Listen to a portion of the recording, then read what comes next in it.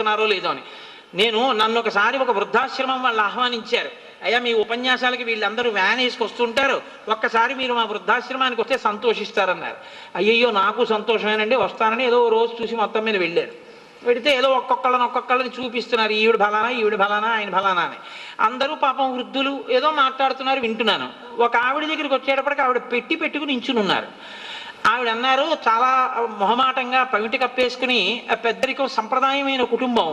ఆవిడ అన్నారు, బాబు ఇవాళ మా అబ్బాయి వస్తున్నాడండి నన్ను తీసుకెళ్ళిపోవడానికి, నేను వెళ్ళిపోతున్నాను, అందుకని చెప్పి మా అబ్బాయి వచ్చేస్తాడని వీధిలోకి వచ్చి పట్టుకుని నించున్నాను అన్నారు. నేను చాలా ఆశ్చర్యపోయాను, ఇంతమంది కుటుంబాలకి దూరంగా ఉండి బరువు అయిపోయి వృద్ధాశ్రమాల్లో పెట్టారా? వృద్ధాశ్రమంలో ఉన్న తల్లిని కొడుకు తీసుకెళ్తున్నాడా అంటే ఏదో మార్పు వచ్చింది. చాలా సంతోషించి ఆశ్రమ నిర్వాహకురాలను అడిగాను, ఏమమ్మా వాళ్ళ అబ్బాయి తీసుకెళ్ళిపోతున్నాడా అని అడిగాను.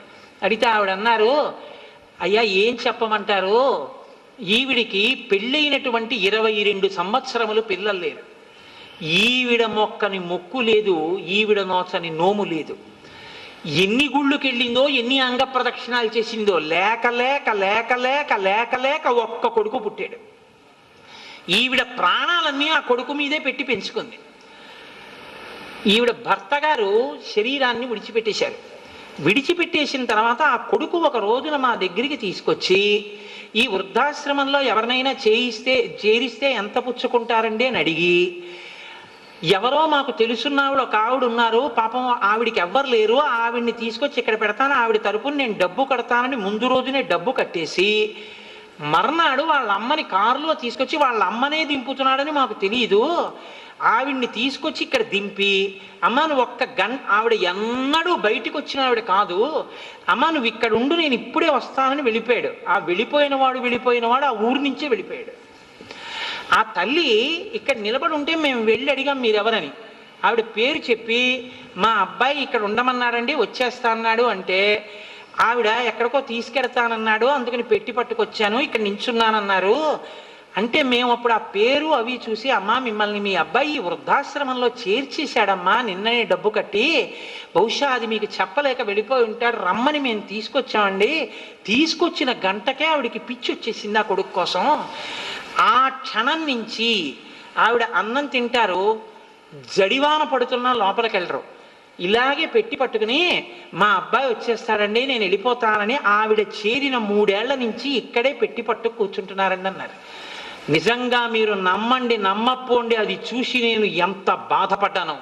ఇంటికి వెళ్ళి 2 రోజులు నాకు అన్నం సహించలేదు. అమ్మ అంటే పిచ్చెక్కించేసిన కొడుకుని కూడా ఆవిడ ఇంకా కొడుకు వస్తాడని చూస్తుంది, పిచ్చిలో కూడా. అది అమ్మ. వాళ్ళు నన్ను అడిగారు, ఈ వృద్ధాశ్రమం పుస్తకంలో మీరు ఏమైనా రాయండి అన్నారు.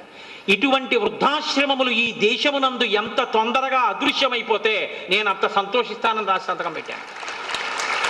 నేను ఎందుకు మనవి చేస్తున్నానంటే, అమ్మని మించిన దైవం లేదు.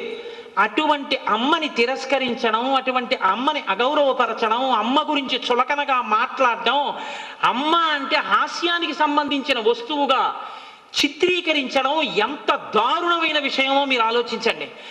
ఇవాళ మన దేశ సరిహద్దుల్లోకి చొరపడి బాంబులు పెట్టినటువంటి ఉగ్రవాదుల కన్నా బుల్లితెరలకి సినిమాలకి తల్లిదండ్రుల్ని గురువుల్ని చులకనగా చూడవచ్చు అని పిల్లలకి ప్రబోధం చేసేటటువంటి డైలాగులు రాసిన రైటర్లు ఉగ్రవాదుల కన్నా ప్రమాదకరమైన వాళ్ళు దేశంలో ప్రాంతాన్ని పాడు చేస్తున్నారు. వీళ్ళు తరతరాల సంస్కృతిని పిల్లల్నే నాశనం చేసేస్తున్నారు.